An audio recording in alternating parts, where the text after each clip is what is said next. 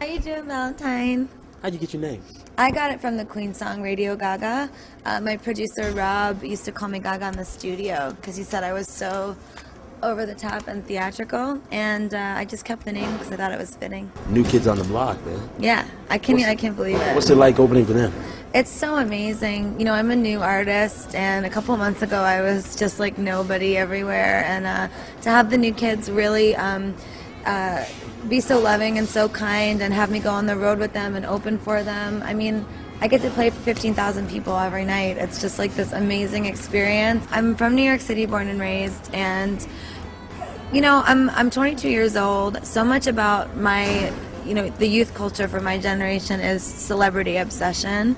And at the time that I was really working on this album, I started to notice when I would open up tabloids that these young blonde women were getting arrested and they had their mugshots taken, and they sort of looked like this. And I thought to myself, there's really an art to fame. So I sort of ran with that idea. I started to write more and more records with the art of fame in mind. And then I'd go out at night. So I'd be in the studio all day, and then I'd go out at night with my friends, artists in New York City, the Lower East Side. And I realized that, you know, we don't have any money.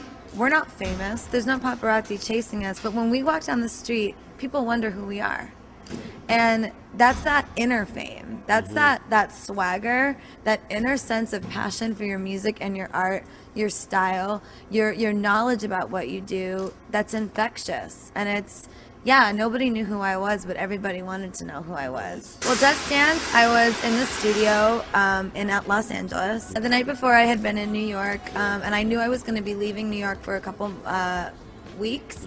So I had this big farewell party with all my friends on the Lower East Side. Got off the airplane in LA, and I was so hungover, went straight to the studio to Record Plant, which is like one of the biggest, most amazing studios ever. And it was so different for me as someone that was working out of my apartment or home studios. You know, you walk in and Kanye's mixing his records, Snoop Dogg's down the hall, Nelly's there, Teddy Riley, and I'm there with Red One, and he's like, "Gaginetti, you don't feel good." And I said, "I know, I had a little bit too much last night," and that's when it started. Well, my first album, I didn't do a commercial release on it.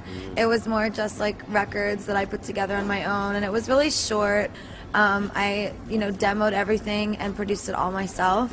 You know, I wasn't signed to a label. It was just stuff I was doing in New York, and you know, that's the kind of girl that I am. I never waited for somebody to hand me something on a silver platter. I was like, I want to make a record. Okay, I'll save up my money and I'll buy a 4-track tape recorder and I'll do it myself. Or I'll, you know, sneak into the studio over at NYU and use their private recording studio to get stuff done. I mean, I used to just hustle and grind and do whatever I had to do. I'd go dance for a couple of years just to get my records played by DJs in the club. I write music. I design clothing. I live and breathe my art, and honestly, it's interesting because I think that, you know, when people say, "How did you do it?" It's like you have to. It's like survival for yourself. Like, I would not be able to breathe if I couldn't make art. I just wouldn't. I would not be. Look at me. This is me on a normal day. It's a beautiful I wake up like this. This is like, I wake up in the morning and I make my hair bow and I put my cat suit on and I call up everybody in the House of Gaga and I say, "How are we going to be brilliant today?" I mean, you went to a prestigious school. Yeah. For art. I mean, what was that like? I mean, being one of 20.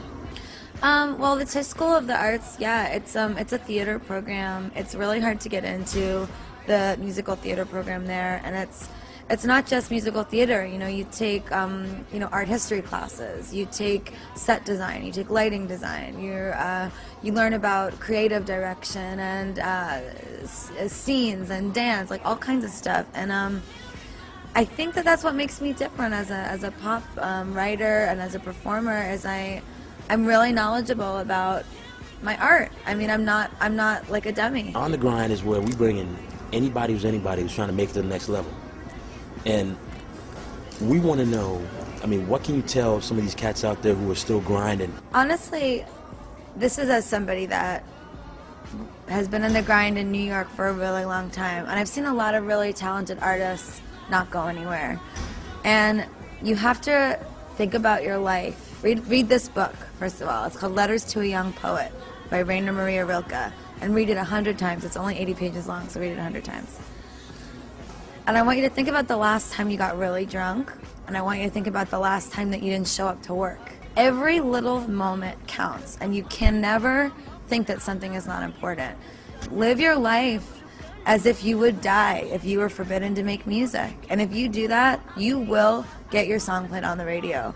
It's such a difficult life doing what we do, but it's a blessing. It's like, yeah, I've got to give up a ton of things that nobody wants to give up, but every day I get to make music. It's like, it's so worth every sacrifice. So I would say anybody that's on this show that's upset because their stuff's not getting played on the radio, you need to sit down with yourself and look yourself in the eye in the mirror, and you need to say, is this my destiny?